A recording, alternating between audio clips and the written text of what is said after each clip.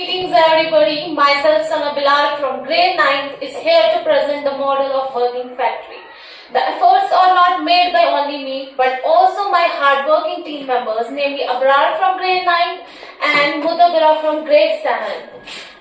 Under the guidance of our respected teacher, Mr. Shaikh sir, who gave us this opportunity to prepare and present this model.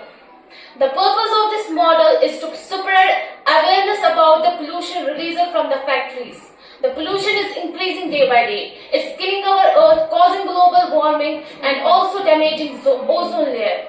Now my team member Abrar will be talking about the materials required to make this project and also the causes of air pollution.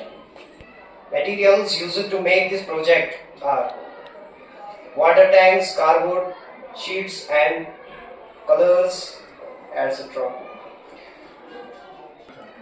Causes of the air pollution from factories are burning of fossil fuels. Factories use fossil fuels to power their operations, which release harmful pollutants including carbon dioxide and greenhouse gases. Using chemical solvents. Factories that die and then use chemical solvents can pollute the air. Thank you.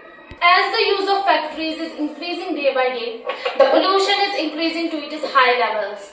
According to WHO, World Health Organization, 9 out of 10 people breathe air with high levels of pollutants.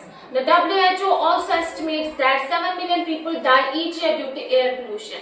Air pollution has severe consequences on human health, environment and the economy. Human health consequences include respiratory problems, cardiovascular diseases, neurological damage and also some air pollutants like volatile organic compounds are carcinogenic. There are some environmental consequences also like climate change, ecosystem disruption and acid rain. Some of the economic consequences are healthcare costs, lost productivity, impact on tourism. As air pollution threatens our planet's health, economy and environment, today we have explored its causes, effects and devastating consequences.